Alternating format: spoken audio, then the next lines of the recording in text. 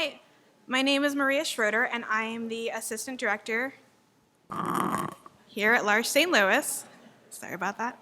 I've been with L'Arche St. Louis about 10 years, and I also spent actually 3 years with the Kansas City community that was referenced earlier that Ted and Donna were interested in, and I actually met Mary Kate through that relationship many, many years ago. But today I would like to start my short talk with just a reading from the Gospel of Mark. While he was in Bethany, reclining at the table of the home of Simon the leper, a woman came with an alabaster jar of very expensive perfume made of pure nard. She broke the jar and poured the perfume on his head. Some of those present were saying indignantly to one another, "Why this waste of perfume? It could have been sold for more than a year's wages and the money given to the poor." And they rebuked her harshly. "Leave her alone," said Jesus. "Why are you bothering her? She has done a beautiful thing to me." So a few months ago, an assistant shared with me that he was struggling to understand how he should be in relationship with core members. He wanted to know if it was dishonest to invest in friendships if he knew that he would not be around in the long term to sustain them. And he wanted to know if it would be better to just keep things more on the professional side. And his question stuck with me. I've been in L'Arche a long time, so that you think about that sometimes. And, we all know that the flow of caregivers that do come and go is not ideal. We'd love it to be, I don't know what we'd love it to be, but it's not ideal. And our reality is that most assistants stay 1 or 2 or maybe 3 years, and sometimes just the length of a semester or an internship. And our core members will need caregivers their entire lives. So that adds up to many people and many relationships. And so what should we expect of these people that L'Arche calls assistants? These people are more than paid staff. They are willing to work odd schedules. They are willing to spend an overnight at a moment's notice in the ER. They will come in early and leave late during snowstorms. They are under the Christmas tree at midnight putting presents out, so they will be there as soon as the first person looks out there. And they'll stand out in the hot summer sun for a 4th of July barbecue. They go the extra mile. And so what is this relationship exactly? Because they're not family, and they're not lifelong friends, at least not at this point, so who are they? And I don't have an answer, but I do have an image. Richard moved into St. James when it opened in January 2018, along with Mary Kate. And since then, he has asked his assistants to print out 8.5 by 11 photos from the house printer, one by one, of assistants and family members, friends, volunteers, long-term people and short-term people as they come into his life over the years. And he tapes these up on his wall, as you can see. And then he takes tapes a second image, a little picture of Jesus, a Divine Mercy Jesus picture, on top of each of these photos. So why does he do this? And I don't know that I can say that I know, but I think he does it because they are all people and relationships that matter to him, even if they're not around anymore, and even if he might not even remember their names. These are people he welcomed into his life. While they were there, he relied upon them, he asked things from them, and he enjoyed having them around.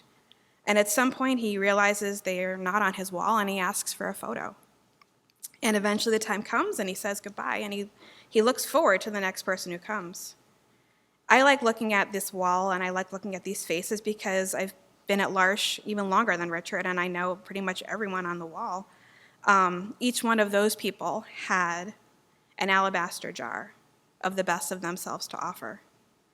And that's all I know when it comes to assistant or core member relationships, just that when I see those faces all together, ceiling to floor, overflowing onto the other walls, I see that it's a mystery that we are called together to be in the lives of core members in different ways.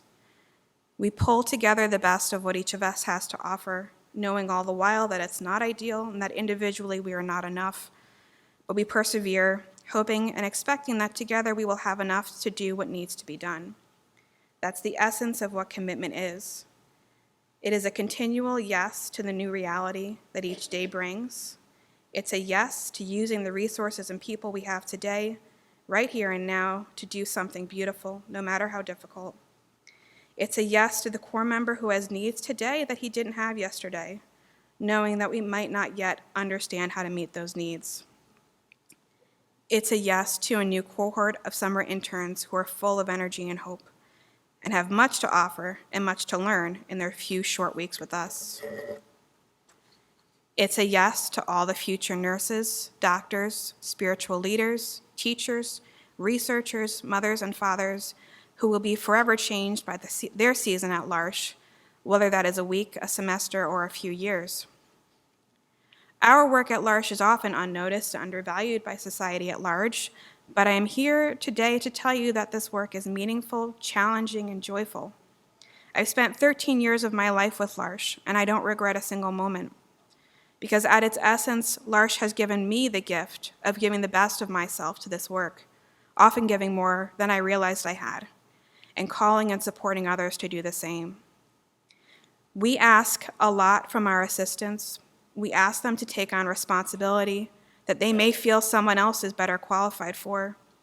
We ask them to learn about diagnoses and treatments they may have never even heard of. We ask them to pass dozens of medications with perfect accuracy, drive huge, awkward vehicles, and cook large meals according to specific diet orders. It makes sense that from time to time an assistant might ask themselves, who am I in the midst of all of this? And that's where Richard and his wall of people come in. You matter. You are part of this work. Yes, it began before you, and yes, it will continue when you leave, but today you are part of it. When Jim Stanton talks about being in L'Arche, that's usually what he says. He just says, I'm part of it. And that's all any of us are, part of it, part of the beautiful thing that L'Arche is.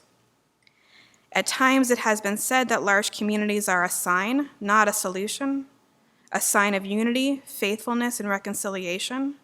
I hope that is true for us, but I have to be honest, that's not what I think about on a day-to-day basis, because a sign is something intangible. And from the perspective of my role, we are a solution. We are a very real solution for some very specific, very important people. Home-cooked meals eaten around a table, a beautiful house in a nice neighborhood, a caring, competent helper when there's a need at 3 a.m. From a distance, maybe these are signs, but lived from within, these are solutions that matter very much to the people involved.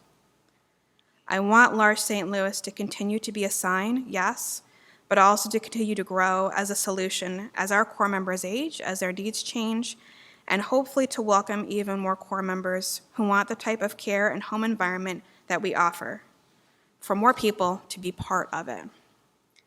No single person can ensure this will happen, but I am confident that together, with the commitment we all share, we can continue doing something beautiful in L'Arche St. Louis. Thank you.